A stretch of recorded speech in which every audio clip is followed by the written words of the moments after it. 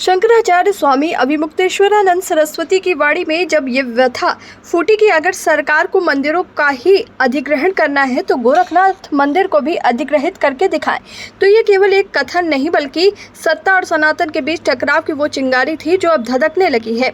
वृंदावन के बांके बिहारी मंदिर के लिए ट्रस्ट बनाए जाने की योगी सरकार की योजना और उससे पहले कॉरिडोर निर्माण की मंशा सनातनी परंपराओं के मूल स्वभाव पर सीधे सीधे प्रहार मानी जा रही है।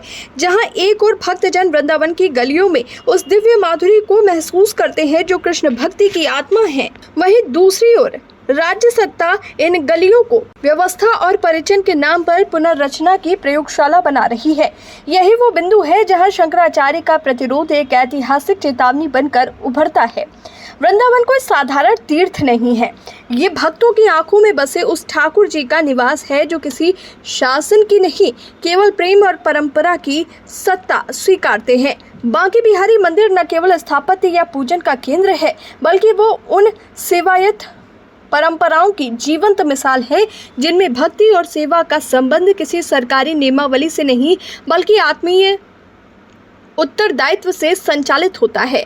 सरकार द्वारा ट्रस्ट बनाकर मंदिर के अधिग्रहण की प्रक्रिया उसी परंपरा को छिन्न भिन्न करने की दिशा में पहला कदम है।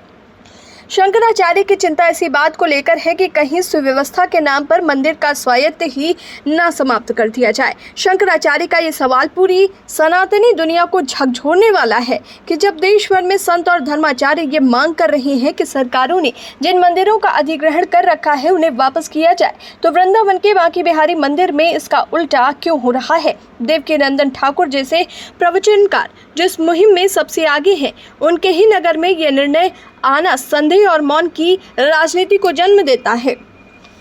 जब सेवायत परंपरा में कोई विसंगति हो भी तो समाधान उसी परंपरा के भीतर खोजा जाना चाहिए। अधिग्रहण उसका समाधान नहीं, एक धर्मनिरपेक्ष सरकार द्वारा धर्म स्थल की आत्मा को कब्जे में लेने की प्रक्रिया है। शंकराचार्य की चेतावनी में काशी विश्वनाथ मंदिर की स्मृति भी प्रतिध्वनित होती है, जिसे 1982 में एक चोरी की घटना के बहाने अधिग्रहित कर लिया गया था। न चोरी साबित हुई, न व्यवस्था सुधरी। फर्क सिर्फ इतना हुआ कि मंदिर अब एक शासकीय ढांचे के तहत चल रहा है, जहां धर्म की नहीं बल्कि शासन की मंशा सर्वोपरि हो चुकी है। शंकराचार्य ने जब कहा कि धर्म स्थान और धर्मनिरपेक्ष स्थान में अंतर है, तो उन्होंने भारत की आत्मा की रक्षा की पुकार की है। बांके बिहारी मंदिर की पुजारी परंपरा कोई प्रशासनिक नियुक्ति नहीं, एक आध्यात्मिक धरोहर है। उसे अगर व्यवस्था के नाम पर छीन लिया गया तो ये केवल मंदिर का अधिग्रहण नहीं होगा, बल्कि वो संकेत होगा कि अब धर्म भी सरकार की देखरेख में चलेगा। ये स्थिति न सनातन के अनुकूल है, न संविधान की उस आत्मा के जिसमें धर्म और राज्य के अपने अपने सीमांत हैं। सरकार को ये स्मरण रहना चाहिए कि मंदिर केवल दर्शनीय स्थल नहीं होते, वो जीवंत परंपराओं के स्रोत होते हैं और परंपराएं जब तक स्वतंत्र होती हैं तब तक वो जीवित रहती हैं। जब वो सत्ता के अधीन हो जाती हैं तब केवल इतिहास रह जाती हैं। वृंदावन के बांके बिहारी मंदिर को इतिहास नहीं बनाना है, उसे परंपरा बनाए रखना है। यही आग्रह है, यही संघर्ष है और यही शंकराचार्य की पुकार है।